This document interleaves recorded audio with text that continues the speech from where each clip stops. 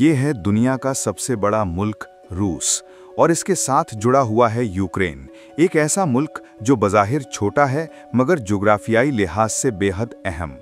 ये वही ज़मीन है जिसे सदियों से रूस अपनी हिफाजत की दीवार समझता है, क्योंकि तारीख बताती है कि रूस पर होने वाले बड़े बड़े हमले, चाहे वो नेपोलियन के हों या हिटलर के, सब इसी रास्ते से गुजरकर रूस के दिल तक पहुँचे। इसीलिए मॉस्को के लिए यूक्रेन सिर्फ एक पड़ोसी मुल्क नहीं बल्कि बका का सवाल है।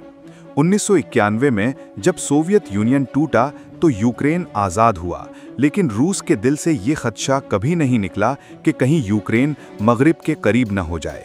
यूक्रेन के पास बहरा अस्वद की अहम बंदरगाहें हैं, ख़ास तौर पर क्राइमिया का इलाका, जो रूस के लिए स्ट्रेटेजिक लिहाज से ज़िंदगी और मौत की हैसियत रखता है। यही वजह थी कि 2014 में रूस ने क्राइमिया पर कब्जा कर लिया और उसी दिन से इस जंग की बुनियाद रख दी गई। रूस की सबसे बड़ी तशवीश नेटो है। रूस समझता है कि अगर यूक्रेन नेटो का हिस्सा बन गया तो मगरबी फौजी इत्तेहाद सीधा उसकी सरहदों पर बैठ जाएगा। यही वो खौफ है जिसने 2022 में रूस को मुकम्मल फौजी कार्रवाई पर मजबूर किया। रूस के नज़दीक ये कदम दिफाई था, लेकिन दुनिया के नज़दीक ये जारहियत थी।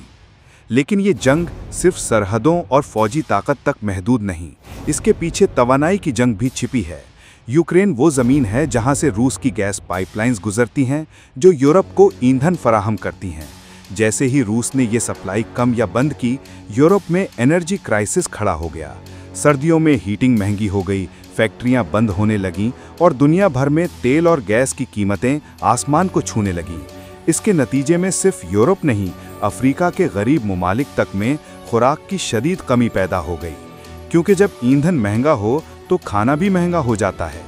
इसी दौरान अमेरिका और यूरोपीय ममालिक ने यूक्रेन को अरबों डॉलर की फौजी इमदाद दी। इस मदद ने यूक्रेन को कुछ हद तक लड़ने के काबिल बनाया, लेकिन इसने दुनिया की मईशत को और भी गैर मुस्तहकिम कर दिया। एशिया में मईशत की रफ्तार सुस्त पड़ गई, अफ्रीका में भूख और महंगाई बढ़ी और यूरोप के लोग तवानाई की कीमतों के बोझ तले दब गए। ये जंग सिर्फ मशरकी यूरोप तक महदूद न रही, बल्कि पूरी दुनिया के आसाब पर छा गई। अब सवाल ये है कि इस जंग का मुस्तकबिल क्या होगा? क्या यूक्रेन मुकम्मल तौर पर रूस के ज़ेरे असर आ जाएगा? क्या नेटो खुले आम मैदान में उतरेगा? या फिर दुनिया एक नए सर्द जंग के दहाने पर खड़ी है?